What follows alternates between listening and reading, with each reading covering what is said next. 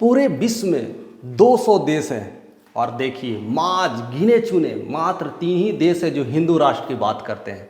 2 तो आपको पता ही होगा, एक तो भारत ही आ जाता है और दूसरा नेपाल। तीसरा देश है जो हमारे एशियाई देशों में नहीं आता है, लेकिन वो देश अफ्रीका में पड़ता है, उसको मॉरिशस कहते हैं। मात्र 3 ही देश है पूरे विश्व में जो हिंदू राष्ट्र के सपने देख रहा है या सपने बोल रहा है और कह सकता है कि मैं हिंदू राष्ट्र हूँ। क्यों कह सकता है? क्योंकि वहाँ पर 80% से ज़्यादा पॉपुलेशन हिंदू की है, इसलिए हम कह सकते हैं। लेकिन पूरे वर्ल्ड में सिर्फ और सिर्फ एक ही देश था जो हिंदू राष्ट्र की वजह से जाना जाता था, वो कोई और नहीं, वो नेपाल है, जो आज की सुर्खियों में है। और वह फिर से हिंदू राष्ट्र अपना राजशाही वापस मांगने के लिए पूरी रोड पे उतरी हुई है, पूरी भीड़ लगी हुई है पूरी देश में। कहते ना, पूरी लोग रोड पे आ गए हैं और पूरी तरह से भीड़ का नज़ारा ही कुछ और देखने को मिल रहा है।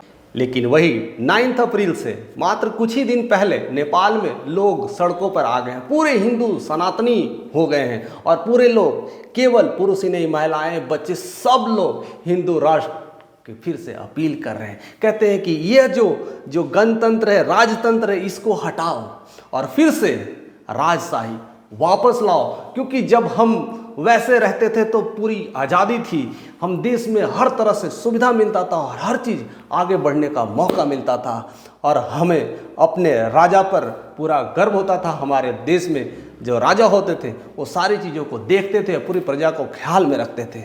लेकिन कहीं ना कहीं यह मामला धीरे धीरे बदलते गया और 2008 यानी 2007-8 के इलेक्शन के बाद पूरी तरह से यह खत्म हो गया। यानी हमारे देश में जो राजशाही था, एक हिंदू राष्ट्र कहने वाला देश, धीरे धीरे वो खत्म हो गया और वो रह गया राजतंत्र आ गया, यानी गणतंत्र आ गया और पूरी तरह से धर्मनिरपेक्ष देश हो गया 2008 के बाद। उस समय वहाँ के राजा ज्ञानेंद्र थे जो एक हिंदू राजा थे और अब उनकी स्थिति ऐसी हो गई है कि वे एक सिंपल नागरिक के रूप में रह रहे हैं। ये तमाम चीज़ें बदलाव तो अच्छी चीज़ है। लोगों ने सोचा कि चलो अब ये जो मुल्क है, हिंदू राष्ट्र का मुल्क है, कहीं ना कहीं यह राजतंत्र और गणतंत्र में अगर आ जाए तो चीज़ें बहुत सारी बदलाव होगी। हर देश बदलाव चाहता है, हर कोई आगे बढ़ना चाहता है, लेकिन वह उसका परिणाम कुछ और ही निकलना। लोग जिस तरह से चाह रहे थे कि नेपाल दिन दुना और रात चौगुना तरक्की करे और बढ़े और विकास के मार्ग पर चले, कहीं ना कहीं उस भीड़ में वो परेशान हो गया। अभी स्थिति अगर देखा जाए तो बहुत सारी चीज़ें बदल रही है और कभी उसमें जो पार्टी थी, ज़्यादातर कम्युनिस्ट पार्टी थी और कांग्रेस, जो नेपाली कांग्रेस थे, वो सब की पार्टियां आने लगी और धीरे धीरे यही गणतंत्र की बातें होने लगी। यानी 2008 के बाद, संविधान में चेंज होने के बाद वो सब सारी चीज़ें होने लगी। और उस समय अगर देखा जाए तो भारत में भी कांग्रेस का सरकार था। तो ये सब सारे कहीं ना कहीं तो आपस में खींचातानी तो चलती रहती है। मुल्क को देख करके एक दूसरे मुल्क सीखते हैं। कहते हैं हम अपने पड़ोस में देख करके अपने पड़ोस की बातें करते हैं कि कौन कैसे आगे बढ़ रहा है, हमें भी आगे बढ़ना चाहिए। लेकिन मामला फिर से रुख पकड़ी जब बीजेपी 2014 में फुल मेजोरिटी के साथ आया, यानी मोदी सरकार आई थी। तब से फिर से हिंदू राष्ट्र की तरह फिर से वो डिमांड करने लगे। फिर से नेपाल में वो बात आने लगी कि हम सनातनी हैं, हम हिंदू राष्ट्र चाहते हैं, फिर से मुझे हिंदू राष्ट्र की घोषणा की जाए। और कुछ ही साल के बाद, यानी 1 साल के बाद, 2015 की बात है, यूपी में योगी जी आ गए।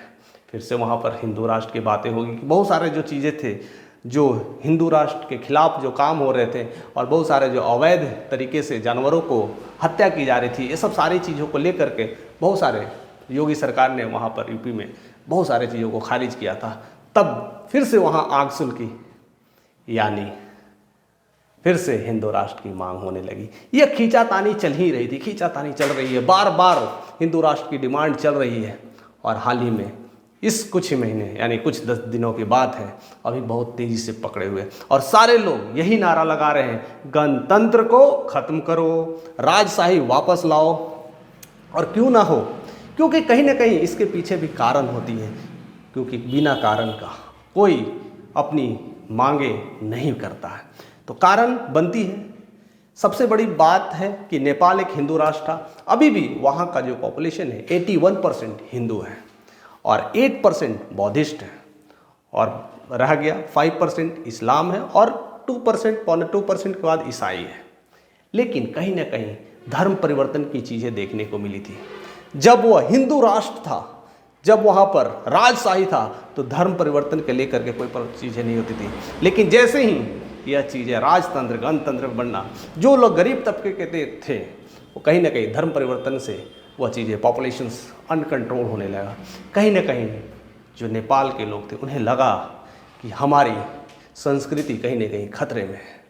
तो ये सारी बातें वो लेकर के अटकलें चल रही है और धीरे धीरे क्या हुआ कि नेपाल का जो राजधानी काठमांडू में हर 3 गली में वहाँ पर चाइनीज़ भाषा पढ़ाई जा रही है, क्योंकि यह नेपाल चाइना से और इंडिया के बीच में एक छोटी सी पहाड़ी और मुल्क है जो हिमालय के तराई में बसा हुआ एक पहाड़ी है।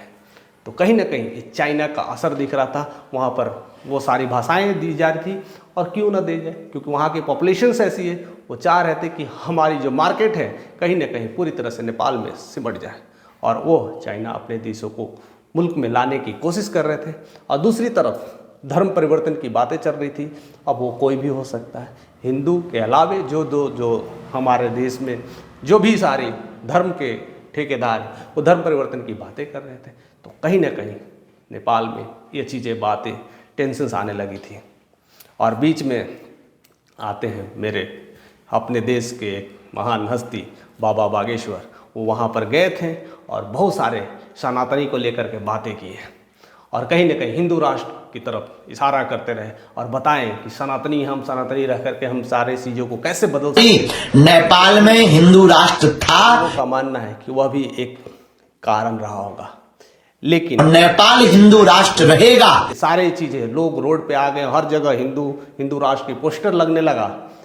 तो फिर से यह और गर्मा गर्मी का माहौल बन गया है, क्योंकि इस बार फिर 17 अप्रैल को बागेश्वर सरकार नेपाल जा रहे हैं और फिर से हिंदू राष्ट्र की मांग को पूरी तरह से लोगों में लाने की कोशिश कर रहे हैं। और अगर देखा जाए तो क्यों हो रहा है और क्यों ना करें, इसके पीछे अभी बहुत सारी अटकलें छुपी है, बहुत सारी जो कहानियां हैं जो छुपी हुई है। आखिर ये मांग क्यों हो रही है? फिर से लगता है कांग्रेस पार्टी भी जो है, कांग्रेस पार्टी और कम्युनिस्ट पार्टी भी धीरे धीरे वह सपोर्ट करने के लिए बोल रही है। ये पार्टियां हमेशा जब भी इलेक्शंस होती है, पोल्स होती है, तो बहुत सारे वादे किए जाते हैं। तो इस वादे में भी इस बार ऐसी बातें लाई जा रही है कि अगर हम इस बार सरकार में आते हैं तो नया हिंदू मुल्क बनाएंगे। अभी तक पूरे विश्व में कोई ऐसा देश नहीं है जो हिंदू मुल्क कह सके, वो केवल और सिर्फ नेपाल था। लेकिन 2008 के बाद वो भी नहीं रह पाया। इसलिए जितने भी सनातनी हैं, हिंदू हैं, ये सब सारे बात कर रहे हैं। और बागेश्वर बाबा जब वहाँ गए थे तो कहते ही हैं हम तो अपने ननिहाल आए हैं और लोगों में एक नया माहौल क्रिएट किए हैं और सनातनी फिर से जाग रहे हैं और फिर से हिंदू राष्ट्र की निर्माण कर रहे हैं। क्या लगता है कि नेपाल हिंदू राष्ट्र बना पाएगा? क्या लगता है नेपाल पूरे विश्व में एक बार फिर से सनातनी का झंडा गाड़ पाएगा? क्या आसपास के मुल्क इसके सपोर्ट में खड़े रहेंगे? क्या यही तीनों मुल्क जो हिंदू राष्ट्र को सपोर्ट करता है, भारत, मॉरिशस, इंडोनेशिया, ऐसे देश क्या इसके सपोर्ट में रहेंगे कि और तमाम मेजॉरिटी वाले देश भी या विकसित कंट्री भी इनके सपोर्ट को स्वीकार करेंगे? क्या यह बन पाएगा? आप लोग का कमेंट का हमें इंतज़ार रहेगा।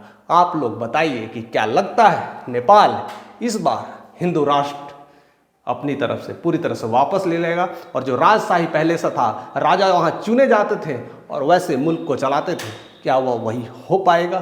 तमाम जानकारियों के साथ, तमाम सपनों के साथ, तमाम हिंदू राष्ट्रवादियों के तरफ से हम उम्मीद करते हैं या देखने की कोशिश करते हैं कि क्या वहाँ की सरकारें एक्शन ले पाएगी और हमारे तरफ से, हमारे मुल्क से क्या हमारे देश के प्रधानमंत्री उसके सपोर्ट में कुछ बातें रख पाएंगे। ऐसी तमाम चीज़ों के लिए आप हमारे साथ ऐसे ही बने रहिए, हमें सब सारी बातें हम आपको तक लाने की कोशिश करते रहें, और कुछ भी ऐसी मामला हो तो हम बताने की कोशिश करेंगे। ऐसे ही हमारे साथ बने रहिए और अपने आप को एजुकेट करते रहें और इसी तरह से प्यार देते रहें। हमारे साथ ऐसे ही बने रहने के लिए आपका तहे दिल से शुक्रिया। So thank you for watching this video.